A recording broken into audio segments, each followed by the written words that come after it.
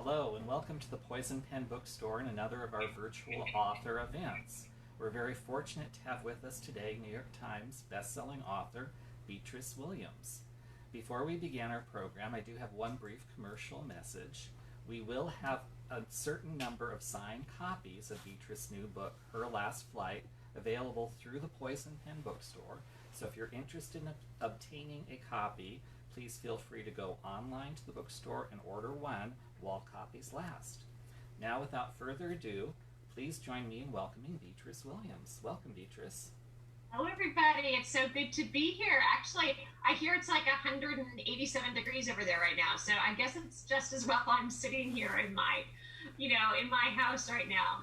Yes, it's definitely not your kind of weather, or my kind of weather, but we'll weather through. Let's start with, tell us a little bit about yourself and how someone with an MBA in finance wound up as a writer. It's actually a little bit in reverse because, the true question is how did a writer end up going off and getting an MBA in finance, which Okay. was, writing has always been my first love, but I sort of grew up, my father's British, and at the very, never complain, never explain. And it was all about, he grew up post-war rationing and all that kind of thing outside of London. So it was kind of all about kind of practical stuff. So it was like, oh, that's great that you want to write, but you also have to make a living. So I went to college. And the other thing, it's kind of scary. Writing was always my thing growing up. And what I love to do, and I always felt like this is what I'm best at. But then if you're like, well, I'm going to start writing books and I'm going to submit them to, agents and publishers. And well, what if it turns out that I'm not actually, good enough? And so it's scary, and I think it took me a while to build up that confidence in myself that writing was the thing that I kind of hid under the table. And so I went through college and I actually got a degree in anthropology, which, my parents were so proud. And then I went off to New York City and I got a job that was kind of straddling public relations and finance, and I ended up going in a finance direction. But writing was still always the thing that I really wanted to do. And it was after I had kids and I was home with my kids that I really felt I had that confidence in myself to really go out there and do it. And I was just kind of scared of like, well, if I don't do it now, I'll never do it, and then I'll always regret that I didn't try. So here I am, and obviously it didn't happen overnight. I certainly had to learn the trade quite a bit, but it's been amazing. And historical fiction has always been what I've been drawn to, particularly the first half of the 20th century. To me, it is just that sort of crucible in which the modern people we are today emerge. So I love sort of focusing in on little moments in that kind of arc, I guess, of social transformation.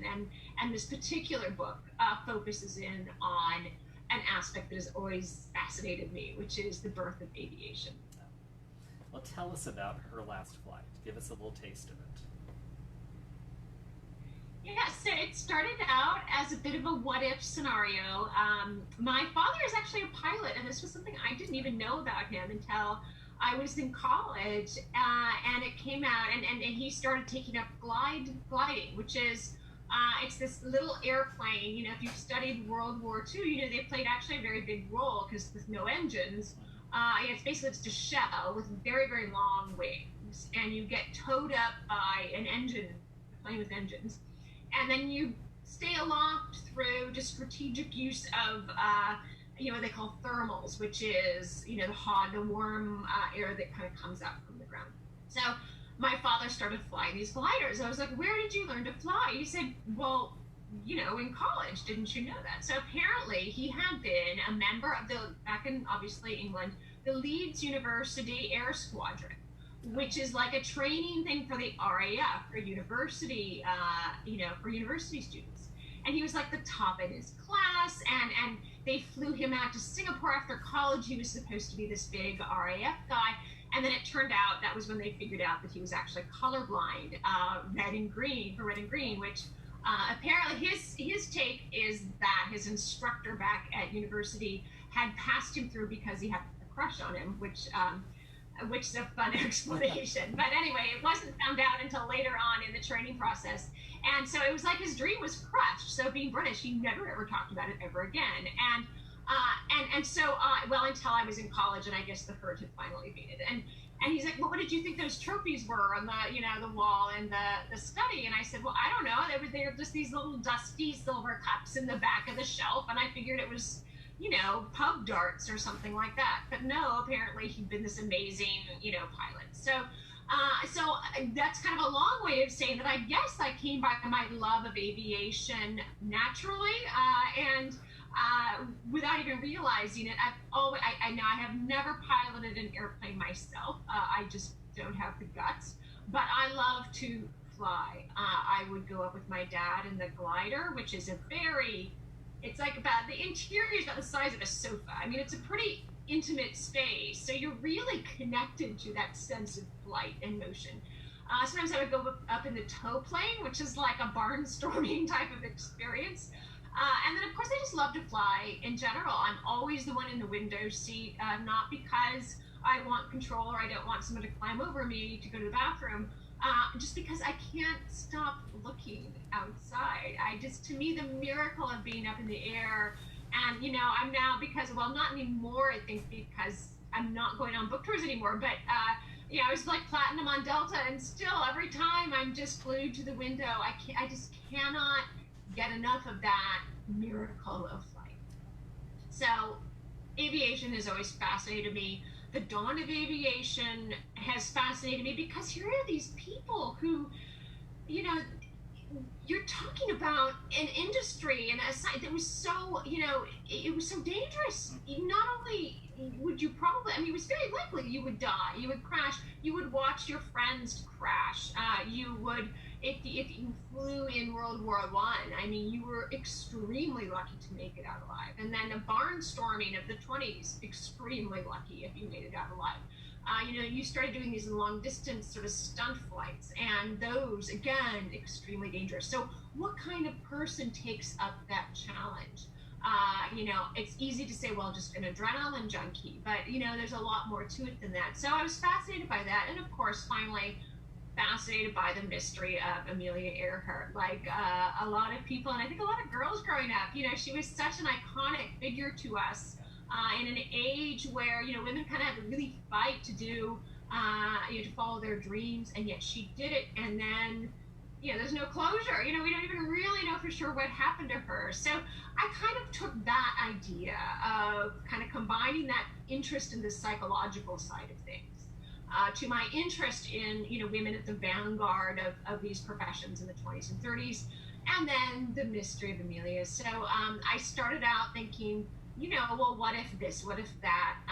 And eventually, as I started doing research, I kind of took Amelia and some of her biographical details. I was particularly interested in her relationship with the man who was her manager and publicist and eventually became her husband, who is, interestingly enough, for those of us in the book business, he's the publishing scion, George Putnam. So, Putnam, the publishing company, he was, a member of that.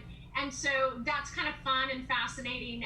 And they had a really interesting relationship. It was not a passionate love match. It was a little bit more of a business arrangement with a lot of mutual respect. So I was fascinated by that. And so I gradually started pulling together ideas from other pilots. There were so many amazing pilots, not just solo pilots, but, women and men who would fly together. There were all kinds of gimmicks to get people excited, to get the publicity machine going for these flights. So I combined a lot of different elements into this story about a woman named Irene Foster, who is a bit like Amelia Earhart, but a bit like some of the other female pilots out there at the time. And she disappears on a round-the-world flight in 1937 over the Sahara Desert. And then in 1947, a woman named Janie Everett arrives in a remote surfing village in Hawaii. Janie is a war-weary photojournalist. She's just spent a few years photographing the battlefields of World War II, followed by the liberation of the concentration camps, followed by the trials at Nuremberg. So she's at a very low point in her life.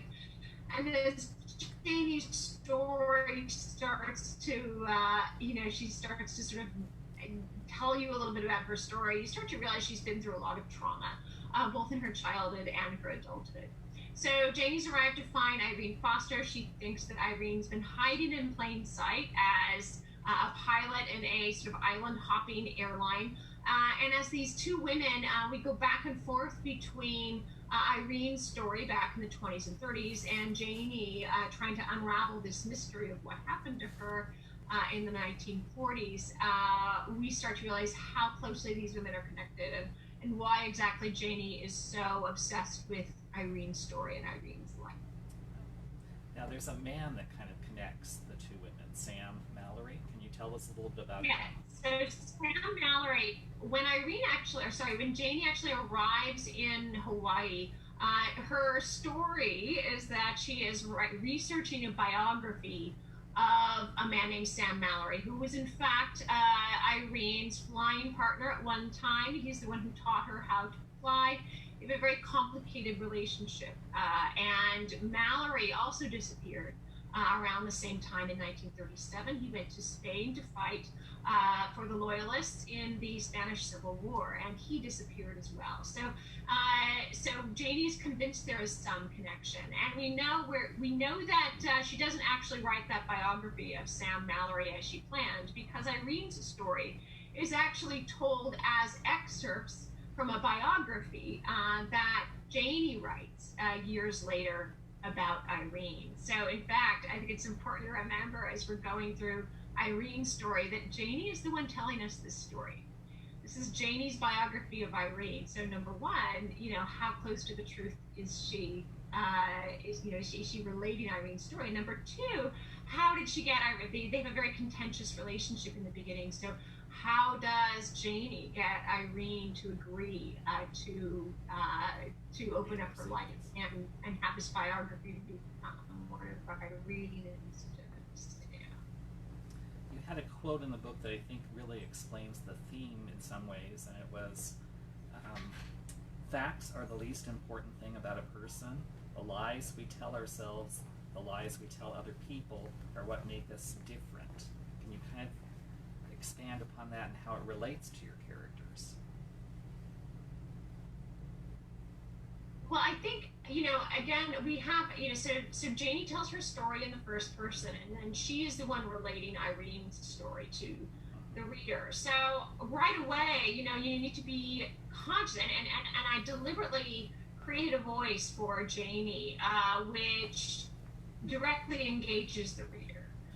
It's like she's telling you a story directly. She literally addresses the reader at certain points. And she tells you, look, I hid this thing in my room and I'm not going to tell you where I hid it. And so we know right away that Irene's got a lot of secrets that she's not going to tell us. She's maybe going to mislead us a bit.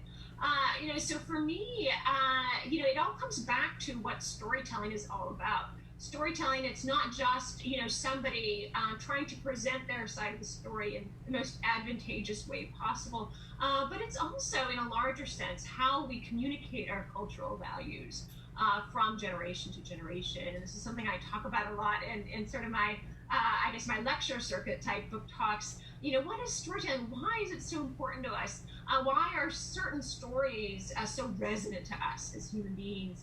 And what I kind of wanted to get back to with Janie was the original form of storytelling, which was a storyteller with audience members around the storyteller, hearing that story from the storyteller's own voice.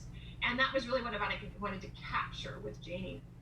So this idea of taking a story that is fictional and using it to present the truth. I use that Albert Camus quote at the very beginning, fiction is the lie through which we tell the truth. So in other words, it's a story through which you can almost better explain something through a fictional story than by just lecturing somebody about it. On the other hand, you also have the perspective of the person telling the story to take into account. kind of the unreliable narrator of historical fiction, I guess you could say. Do you trust them or Yes. not? She's not entirely unreliable, but yeah, you just have to be aware of the fact that it's Janie telling you the story, and why is she telling you things and not telling you things, and how does that kind of get into the hurt that Janie has experienced throughout her life, which is an important part of the story. One of the other things that fascinated me was the book is also about the price of fame and celebrity in the 1930s, and we don't really think about how we think today of internet sensations and all these things, but they had their version back then, and Irene really had to deal with that. Can you talk a little bit about that? Yeah. Well, the 1920s were that was where you had this emerging mass media. Yeah. So for the first time, you had this mass celebrity culture. There had obviously been celebrities before, but you didn't get as much of that sort of real-time news going on. I mean, until you had radio, where you could experience things in real time, and where you had, the sort of, all the rapid dissemination of information through, you had the media tools to create celebrities. And sort of the first great celebrity was, of course, Charles Lindbergh. In the wake of the First World War, there was this desperate search for heroes again. We had this sense of all our idols had been kind of crushed by the war, not necessarily physically, but just that sense of believing in something, an ideal. So we turned to things like sporting heroes. This is the year of, Babe Ruth and Man-O-War, who I talked about in an earlier book. These sort of great sporting heroes. And here's Lindbergh, and he does this amazing feat, which is to fly across the Atlantic Ocean. It takes him 36 hours. He has to stay awake the whole time. He makes it to Paris, and it's pandemonium. It helps that he's, tall and blonde and good looking. And it doesn't hurt Amelia Earhart, the real life Amelia Earhart, that she could be his twin sister. They actually bear an uncanny resemblance, considering they're not at all related. So, you have this deliberately cultivated persona, which is a double-edged sword, as we now know, because on the one hand, that is how these people forge a career. Flying is very expensive. You have to find a way to fund it. And you do that through lecture circuits, through selling books, through, commercial arrangements with advertisers and so on. And you can't do that unless you have a certain amount of celebrity. But you find that there is this persona that you're presenting to the world as a celebrity that has nothing to do with the person underneath that. And that's, I think psychologically very challenging. I mean, it's sort of, you feel a little bit like, well, where does this person end and where do I begin? And have I lost myself in that? And how do I find myself again? How do I get myself back from this? Aside from just the logistical challenge of making your way in a world in which everybody knows your face.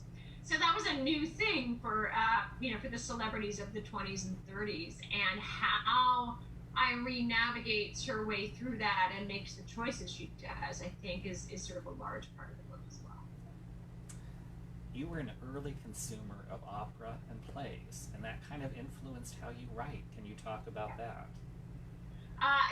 When I was a kid, maybe it's just, and my mother's Californian, but she's the least, she's like the opposite of the stereotype of the Californian.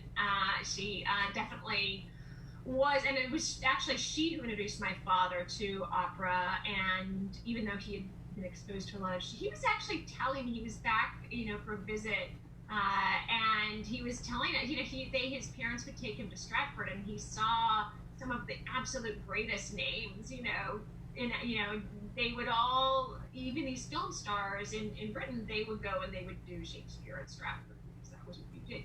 So he was like, oh yeah, I can't even remember now, so-and-so and so-and-so. It was amazing. So he had seen all that, and when I was growing up, our family vacation every year, we would spend a week down at the Ashland Shakespeare Festival. Everyone else got to go to the beach, the cabin in the mountains. We went to this Shakespeare Festival, If you've never been there, it's an extraordinary experience.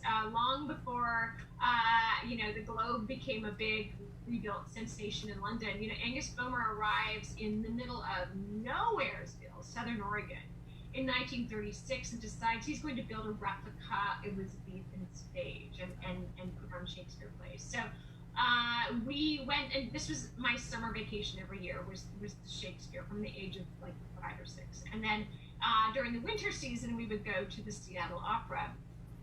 And so that was kind of my experience. Granted, we didn't have a lot of popular culture in the house at all. This was my, these were my cultural touchstones. So, but, by having not just the fact that it's obviously great literature and great storytelling and great music, it also gave me a very, I would call it sort of a scene-based approach to writing.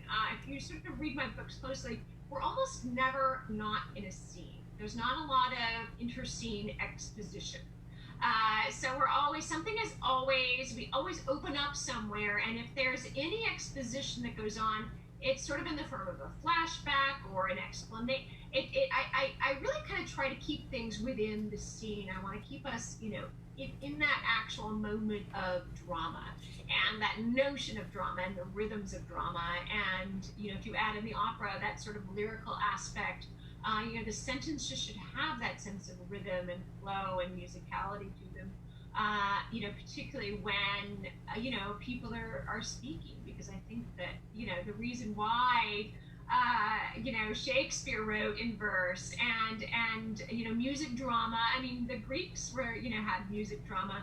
It's because, that's how we remember lines. That's how it sticks in our memory, is by having that sort of rhythmic aspect to the sentences, to the words that are on the page.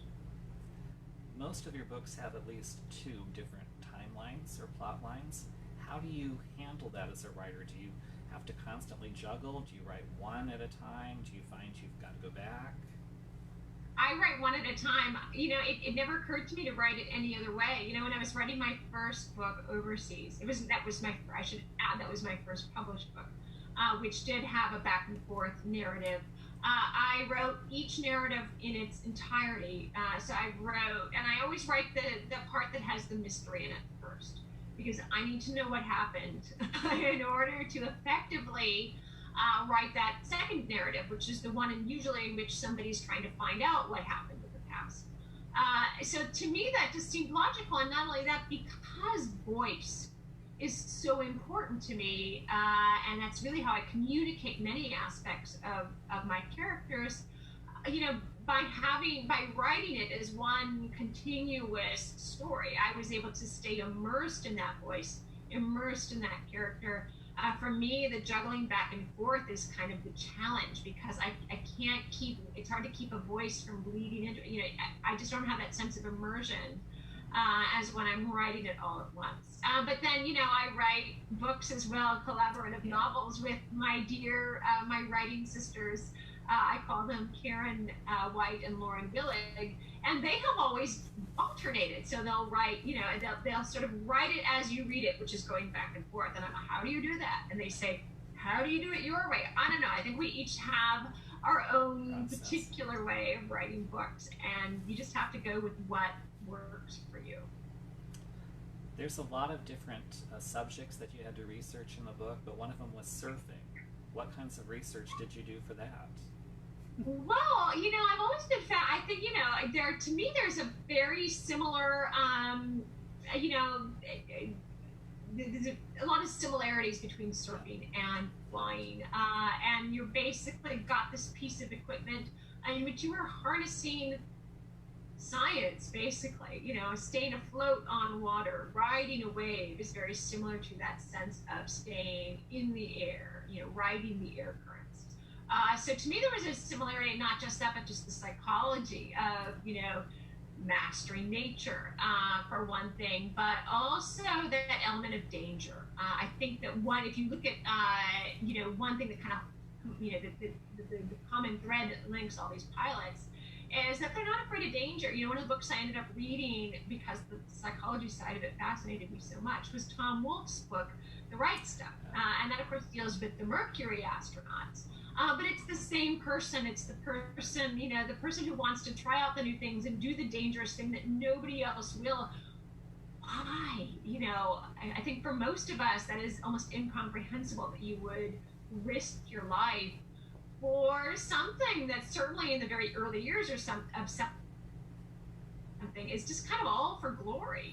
Why do you do that? So that was, obviously a very big aspect of the research for me. And I kind of felt like people who do dangerous things like,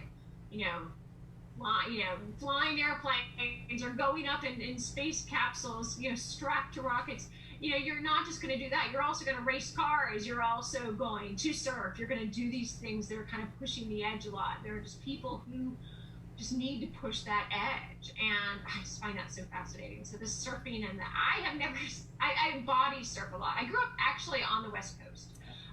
Seattle is where I went to college in California. My mother's family is in Southern California, so spent so much time on the West Coast. So for me, I didn't even want to surf. The water is so cold on the West Coast. When I came east after college, I was like, oh my God, you can go in the water without a wetsuit. This is really exciting. And you can learn to body. So I was like, this is great, but I feel like maybe when maybe when I get to retirement and I need some new thrills and chills, maybe I'll just take up surfing then. But it was my imagination and just a lot of research, and just, I know people who surf, and, you sort of pick all that up from them as well. One of my favorite characters was Sandy. Was there a historical counterpart to that character, or was that just your own? Sandy at home? No, there was not one. It was we adopted this adorable tortoise cat, and her name is actually Maisie. But I had to put her in there, and we also have a beagle. There's a scene at the vet with the cat and this beagle named Molly, and and not to give too much away, but the beagle comes in with an upset stomach that turns out to be nothing. And I told this to my daughter, who's, she's like, oh yeah, events, inspired by real life events, Mom. And I'm like, yeah, our beagle is a little bit of a hypochondriac. And the slightest amount of pain, sets her off. So, so that scene, the animals are very special to us. And I've always kind of wanted to put pets in a book, but I get so caught up in the drama, I often forget that the pet is supposed to be there. So I kind of abandoned the pet at some point because I'm so into the story. But I decided, okay, if I make the pet part of the story, then I will not forget that there's supposed to be a pet there. So that's how Sandy / Maisie ended up in there. There's a picture of her on release day. I had a picture of Maisie with the book. So if you want to take a look at the real life Sandy, that's where she is. A lot of people, while we've been kind of forced to spend more time at home, have been doing a lot more reading. What have you read recently that you want to share? All right, I have been, obviously there's some incredible historical fiction books that I'm so excited to jump into. Fiona Davis's The Lions of Fifth Avenue. I have a copy of Susie Schnell's book, We Came Here to Shine. That's about the World's Fair in 1948 in New York. I can't wait to read Eleni Hildebrand's new book. I've heard it's amazing, 28 Summers. So I have a big stack of books. I literally just today at noon, hooray, turned in the manuscript for next year's book. It was close to, I think, 6 weeks late, but my children have been home. I have one college age, 2 high school, and 1 middle school. They're all home. I have been running a full service 24/7 B&B for since the middle of March, taking care of the kids, the husband, the pets, all of it. And it's just been very distracting as well. So the book ended up being very late. I was not supposed to be finishing it during release week of her last flight. But that's just kind of how it worked out. So most of the books that I have been reading during the quarantine have been research books. For my next book, which is a Cold War spy story. So I've been reading a lot about the Cambridge spy ring, the Cambridge Five, which was this British spy ring of sort of privileged young men at Cambridge in the 1930s who were communist, because that was a very fashionable thing to do back then in the 30s. And they ended up becoming recruited by the Soviets. And it was very smart on the part of the Soviets, because of course, what do these young Cambridge men do? They immediately get jobs in government and sort of reach the highest echelons of the establishment, and they're all shoveling all of Britain's secrets to the Soviet Union. So I've been reading all about that. I can recommend some books that are in here somewhere, but so that's kind of what I've been reading. I'm very excited to get back into fiction again. The main fiction I've been reading is John le Carré, because of course for spy fiction, he's kind of the gold standard. Although the book that I'm writing is definitely more of a Beatrice book. There's a lot of really about the women in these spies' lives and how they deal with what these men are doing. So that's what I've been reading, and I cannot wait. If anyone's got some great fiction recommendations for me, send them my way, because I need to get my head in a different place right now and just relax and read for fun again. I think we do have some questions, so I'm going to turn it over to Barbara. And Patrick. Thank you, John. Hi, Beatrice. Patrick actually. Let me see your face. There you are. I missed you. Well, me too. And I have a couple of questions, but let's let Patrick read you a few that have come in from the audience first. Okay. Let's see here. A couple of these questions you've kind of already addressed, but there's a question that says, did you have a favorite book or books to read as a child? And what books did you like to read to your kids? Yeah, what's really funny, I was a big fan, and this was back before, obviously, the internet. Our nearest bookstore was, it was kind of a day trip into Seattle to the university bookstore near the University of Washington campus. And so we didn't get a lot of new books, it was like the library, so I would get the big series. So Little House on the Prairie was obviously a big favorite. The Wizard of Oz books, did you know there's like 20 of them? And I read them all. The Black Stallion books, because I was obsessed with horses. Again, there's like 20 Black Stallion books. So those were kind of my bread and butter. And then as I got older, got into, the Jane Austen, and my father being British, we had plenty of that 19th century fiction in our house, British fiction. So that was kind of what I grew up on as a child. But the funny thing is, I've been reading out loud. I have an 11-year-old, and I was like, we kind of lost that bedtime reading tradition. I thought, well, I'm going to read to you. Obviously, she can read perfectly well herself, but it's really more of a mother-daughter bonding thing. So I read her a chapter from The Little House. We are now in the middle of On the Banks of Plum Creek, actually near the end of On the Banks of Plum Creek. And I'm sort of like reading this going, okay, they're stuck in their house, like the grasshoppers come, the blizzards come, and I'm like, this is kind of a good analogy, for what is kind of going on. It's like, what next? That's right. I remember, the next thing, of course, that happens is scarlet fever, and that's when Mary goes blind. But, it's funny. I'm reading these books, and I know they're being critiqued now. And obviously, there's a lot to critique about books that take place in sort of those pioneer days and everything that's going on with, with Native American lands and so on. But and it's funny because and first of all, they're beautifully written. When you're a little kid, that kind of passed me by a little bit. I'm reading them now, and they're, just beautifully written. And not only that, yes, there are some of these opinions that are, hard for us to encounter now. But what's interesting, Laura is actually critiquing those opinions. It's her mother who sort of says, the derogatory things about Native Americans. But you can tell Laura is sort of mentally critiquing it, the way she presents it. I find it really fascinating. Laura was such a rebel. She's got, there's Mary stitching her, her quilts and everything. And Laura's like stitching this, going, I hate this. I want to be out in the fields, mowing hay with Pa, and she's totally not into all this ladylike stuff. And when Ma is sort of saying, the Indians, and Laura's sort of, she's not criticizing her mother, but she sort of puts it out there, and then she kind of presents, she's watching the Native Americans go by, and she's fascinated and loves their freedom. It's really an interesting thing. I think it's really kind of almost glib to sort of say, oh, these are just awful because of the opinions they present. If you read it carefully, it's actually a critique, which is really sophisticated for somebody who's writing in the 1930s. And it also provides a lot of talking points for me and my daughter as we're reading along. So, I mean, rereading that as an adult really is just, fascinating experience. And especially as we sort of go through those hard times and are making dinner ourselves every night and a lot of stuff from scratch and baking bread, it's like, wow, this is, this feels really relevant right now for some reason. Okay, Aaron asks, do you have a favorite time period in history? It's interesting.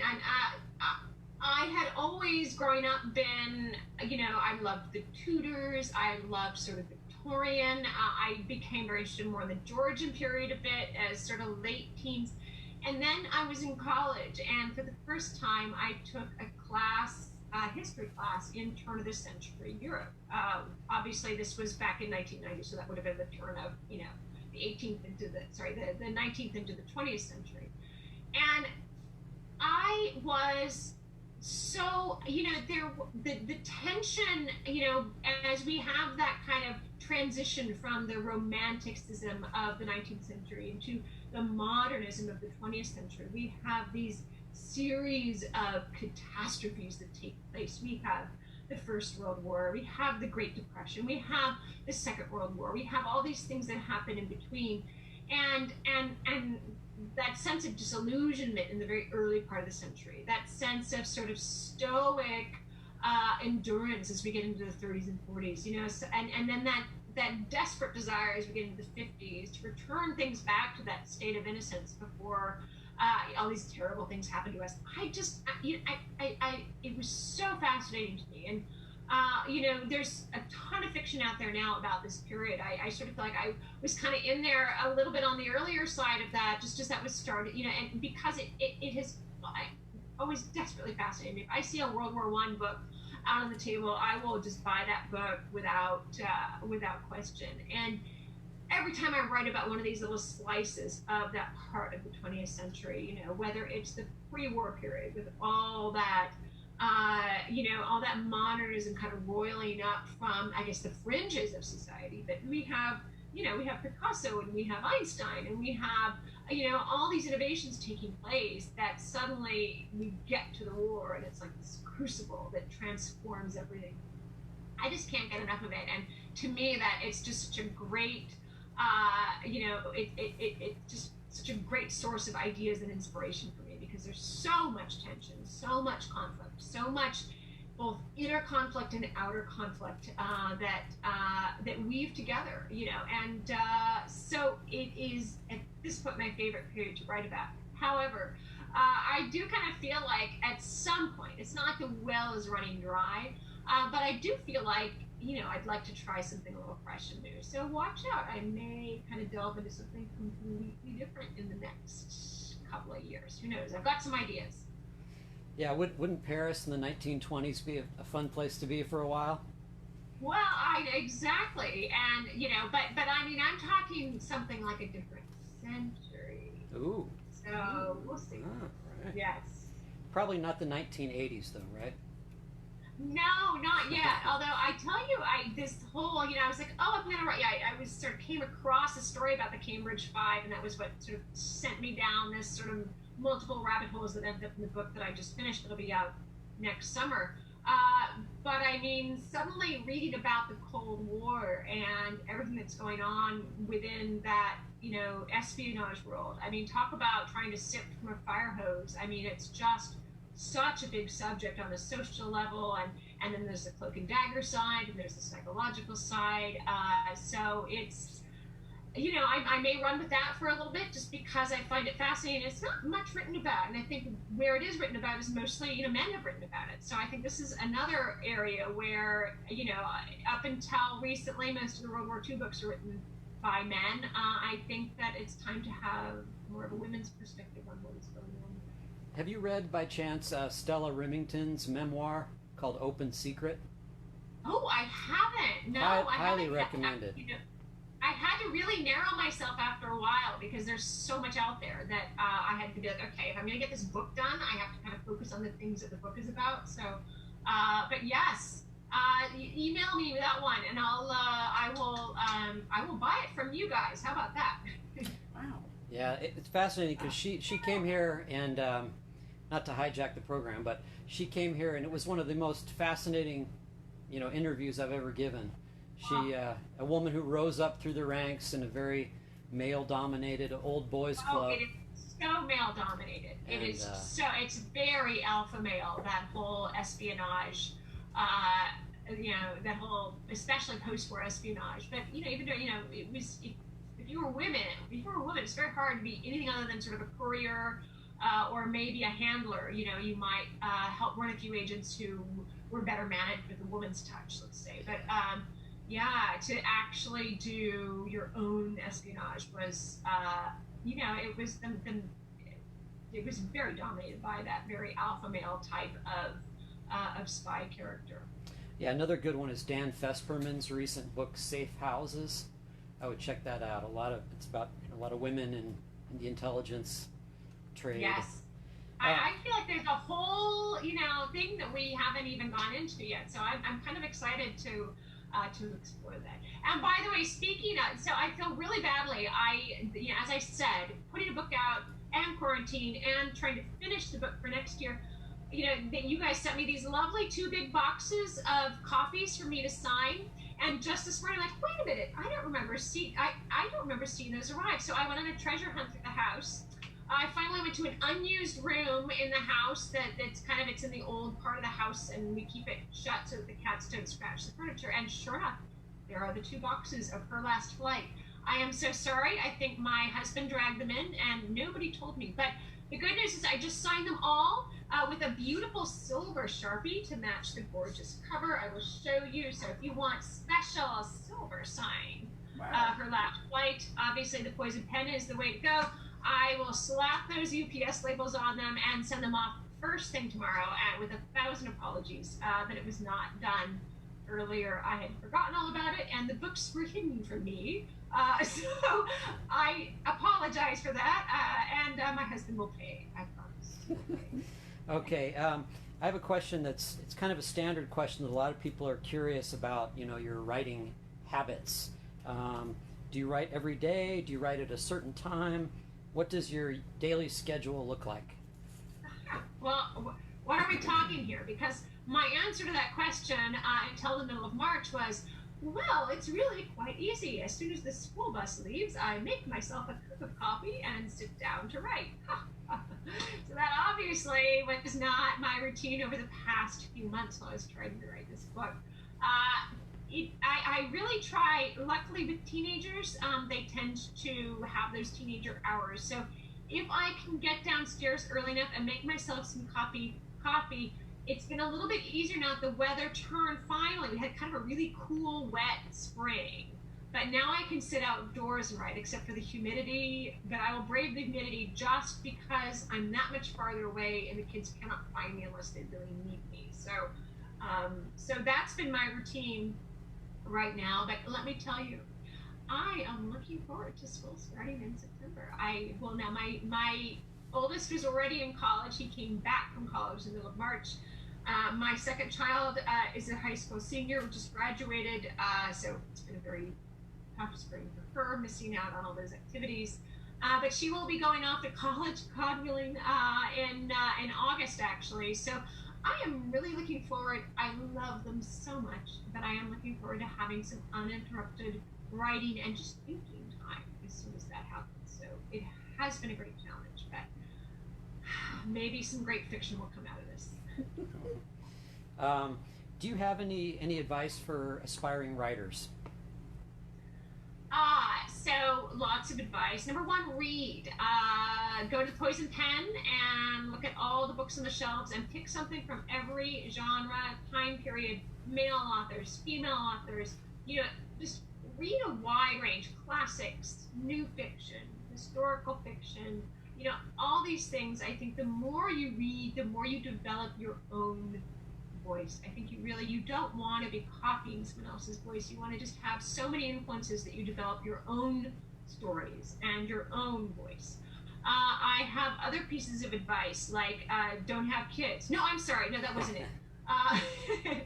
But never read your Goodreads reviews or your Amazon reviews. I hear they're actually spectacular for this book, which makes me so happy, because I finished this book a year ago and was like, this is the best thing I've ever written. I have been so excited for the release of this book, and my husband kindly goes on Goodreads and Amazon for me and reports back in a very general way, and he tells me that readers have been loving this book, which makes me very, very happy. But you don't want to go there yourself, because it just messes with your head in a very bad way. One is, I have other advice, but I can't think of it now. But the main thing is just to try to keep to routine. I think writing every day is just so important. Even in challenging times like these, there was never a day. Be prepared. You really can't ever take a day off as a writer. It's partly because I have 4 kids to put through college, but I'm just daily connected with with the writing process, and that's just really important for just developing and keeping those skills very subtle, very supple, and very to continue to improve as you develop your career as a writer. All right, maybe I'll ask one more, which was somebody was commenting on how beautiful all of your covers are, and if you had input into that. I do indeed. I have a wonderful agent, Alexandra Machinist at ICM. We have been together throughout my career.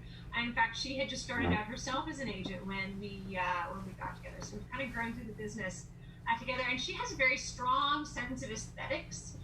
And so we get that. We take it, very, very seriously, the book cover. And sometimes it is like kind of the first image they send us, and it's perfect and wonderful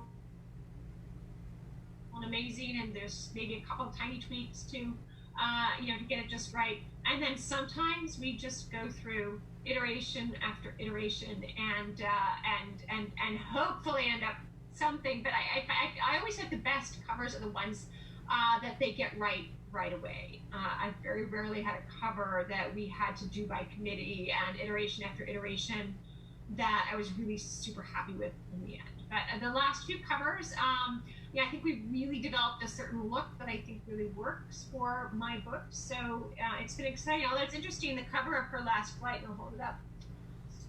When we were sort of brainstorming, doing the initial brainstorming for covers, we were like, okay, here's what we don't want.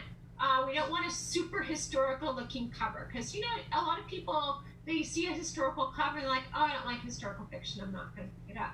So I was like, okay, nothing too historical, and for God's sake, no woman with her back turned to the camera. The faceless woman is so over. But then, we got this image, and first of all, I loved, yes, her back is to the camera, but there's something engaging about her nonetheless. You really she's not just that sort of, usually it's a very passive feeling with that look, but this one felt a lot more active, a lot more engaged. So we kind of looked at it, and I loved the gleam of light on the airplane there. So there were just things that I just loved about it, and so we just went with it. We're like, okay, this was not the cover we said we wanted, but for some reason we love it. So there you are. Well, we've kind of gone a long time, so I'm going to squelch a couple of questions that I had, Beatrice, and ask you what you and Lauren and Karen are working on, because I feel sure that you have been cooking up something for us. We are. We started tossing some ideas around during it seems like a million years ago now, but just in January, we were traveling around on the wonderful book tour that we get to do. In fact, it's probably the reason why we write books together, is to give us an excuse to go on a book tour together, which is so much fun.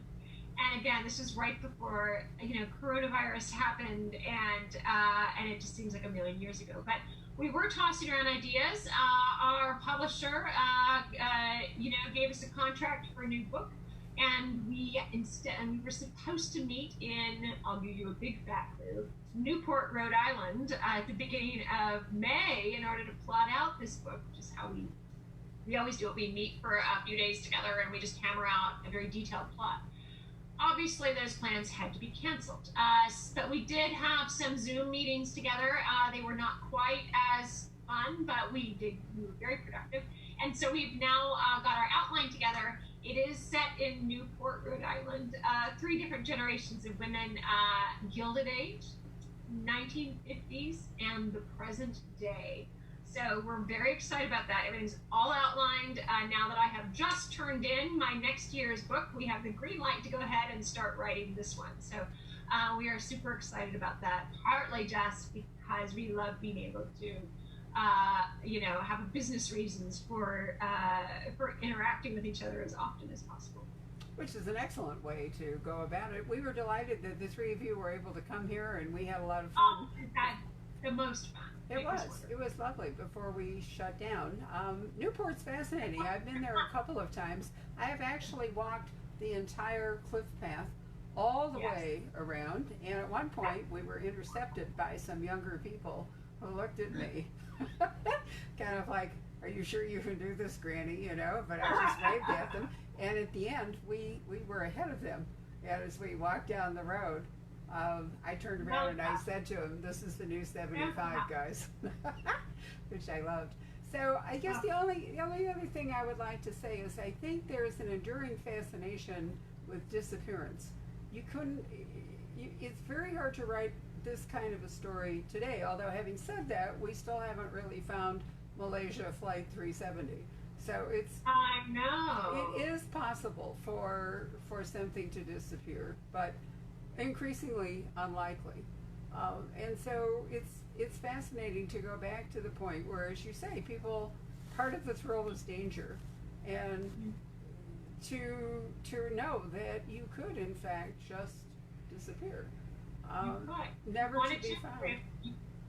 Yeah, whether voluntary or not. And when the real Amelia, who disappeared obviously over the Pacific, we sort of forget how huge the Pacific is. Right. And we're sort of looking at that going, well, why couldn't they find it? Well, because it's so hard to imagine, like an entire, like Texas just covered with water. How trying to find something within that is just, it's impossible. And the reason why they missed Howland Island was navigational, and also just the radio, that they had radio problems and navigation problems, things that just would not happen today.